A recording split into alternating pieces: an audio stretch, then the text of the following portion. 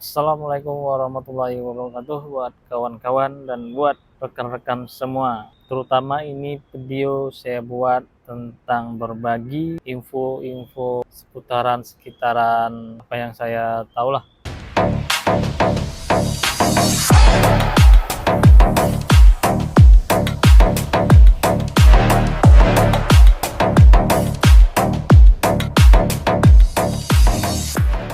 Yang daerah sini daerah GLCC. Di sini saya mau membagi info penting buat kawan-kawan, buat saudara, teruntuk khusus bagi buat para pelancong yang datang dari luar negeri, contoh dari Indonesia atau ke Malaysia gitu kan, pelancong ingin jalan-jalan. Di sini saya mau bagikan tentang ada info yang mungkin ini beritanya udah cukup lama. Berita ini mungkin beredar di tahun 2022, tahun 2021 gitulah, sekitar itu. Di sini saya mau bahas di video ini tentang skuter elektrik yang saya tampilkan yang di video ini.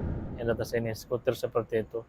Jadi di sini saya akan bagi ada peraturan yang dikeluarkan oleh dari pejabat penguasa yang ada di KL. Di sini saya ambil artikel dari media online, dari berita Malaysia, Kuala Lumpur, dari My Metro. Berita itu saya ambil yang ada samping saya ini videonya.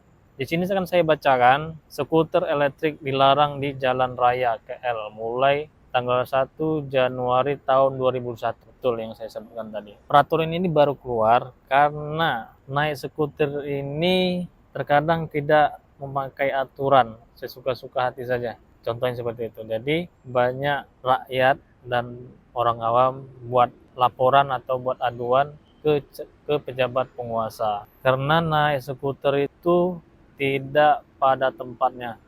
Contohnya dia naik skuter itu di jalan raya, tempat laluan, tempat lewatan mobil, kereta, macam itulah. Jadi itu cukup sangat membahayakan bagi pengguna skuter dan pengguna kereta atau mobil. Jadi keluarlah satu peraturan dari pejabat penguasa di Malaysia. Di sini akan saya bacakan beritanya supaya teman bisa mengerti dan paham. Di sini akan saya bacakan sampai habis ya. Jadi biar sama-sama kita tahu. Di sini akan saya bacakan. Sebelum saya lanjut, saya tutup noise biar nggak terlalu bising ya. Udah. Di sini akan saya bacakan. Kuala Lumpur bermula 1 Januari depan, penggunaan skuter elektrik di atas jalan raya atau kawasan selain yang digazetkan di ibu negara adalah dilarang dan tindakan undang-undang di bawah akta. Kalau di Malaysia itu akta itu, kalau di Indonesia itu ibaratnya macam nomor undang-undang, nah gitu. Akta pengangkutan jalan EPJ 987 boleh dikenakan terhadap individu yang ingkar. Jadi sebetulnya arahan undang-undang ini sebetulnya cukup bagus untuk keselamatan kita juga. Jadi ada suatu kendaraan yang harus ada pada tempatnya masing-masing. Contohnya macam mobil ada jalannya, macam motor dan motor bisikal, motor roda 2 itu kan sama kereta ataupun mobil jalannya sama gitu. Jadi untuk sepeda ataupun di sini disebutkan namanya bisikal itu pun ada juga tempat masing-masing kan gitu. Termasuk macam skuter ini. Skuter ini sekarang hanya dibolehkan untuk digunakan di jalan pejalan kaki ataupun macam jalur-jalur sepeda gitulah. Itu kurang lebih mungkin dibolehkan gitu. Jadi sini saya akan teruskan bacanya. Ketua Jabatan Siasatan dan Penguat Kuasa Tarif JSPT Kuala Lumpur Asisten Komisioner Zulkifli Yahya berkata, pengguna skuter elektrik hanya dibenarkan di tempat yang digazetkan seperti di taman, taman-taman permainan, kawasan pejalan kaki. Itu pejalan kaki hanya dibolehkan untuk pengguna skuter dan kawasan sekitar pusat beli belah di ibu negara. Maksudnya pusat beli belah itu macam toko-toko, contohnya kalau di sini macam di macam coket, macam Bukit Bintang, tapi itu pun kalau di sekitar nih, macam contoh macam Coket, Bukit Bintang itu hanya dibolehkan kita naik skuter itu adalah di bagian penjalan kaki, bukan jalan rayanya. Itu kalau di jalan raya itu tidak dibenarkan, tidak dibolehkan oleh dari pejabat-pejabat negara,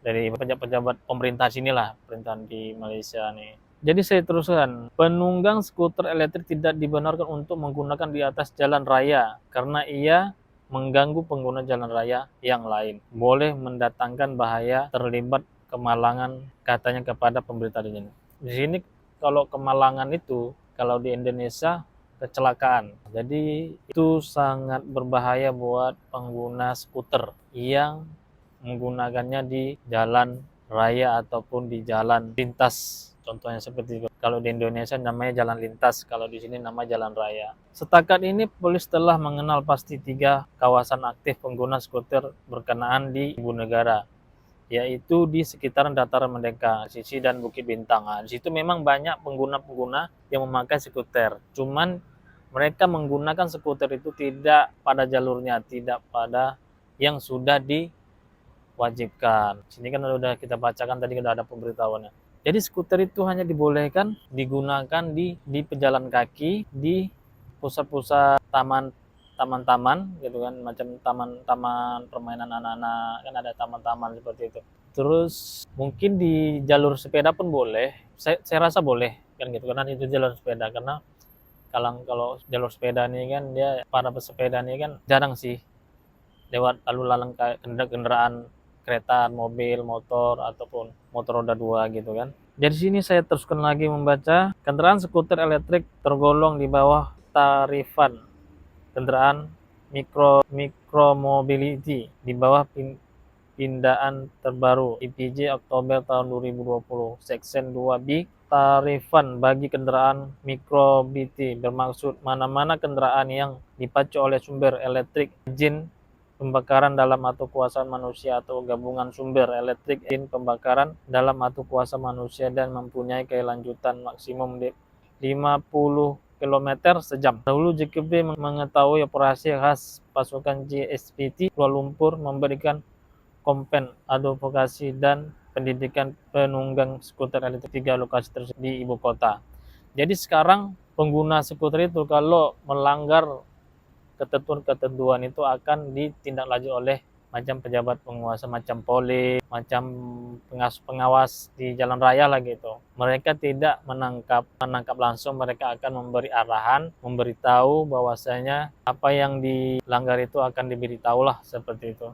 Cukup terang di bawah terik matahari. Jadi sekarang saya pernah naik skuter itu, saya bawa melalui jalan raya gitu kan, karena saya belum tahu ada peraturan baru itu. Saya ada upload video di YouTube saya, ada juga sebagian dari kawan-kawan yang komen kenapa tidak membaca dahulu ingin menggunakan skuter gitu. Memang betul sih. Di sini saya baru tahu, baru setelah saya cari infonya, memang naik skuter ini hanya diperuntukkan yang boleh kita gunakan, contohnya di pejalan kaki yang boleh kita naik skuter, contoh seperti itu. Jadi buat kawan-kawan, semoga video ini bisa ngasih info yang penting yang boleh kita gunakan nanti. Jadi intinya, kalau kawan-kawan yang dari Indonesia yang ingin melancong ke Malaysia, contohnya nanti kan jumpa, itu kan kalau di Petronas kan nanti ada tuh, kalau malam-malam tuh skuter yang warna biru ataupun warna merek lain lah gitu, yang akan menawarkan skuter gitu kan. Ada yang pakai scan, kita ingin menaikinya, membayarnya, ada juga membayar menggunakan cash gitu kan. Kadang ada 30.000, ada 30 ringgit, 25 ringgit ataupun 20 ringgit, tergantung sih, tergantung dari harga masing-masing ya para pemilik skuter. Jadi saran saya buat teman-teman yang ingin menaiki skuter itu, alangkah baiknya nanti menaik itu gunakanlah pada tempat-tempatnya seperti saya sebutkan tadi. Contohnya di jalan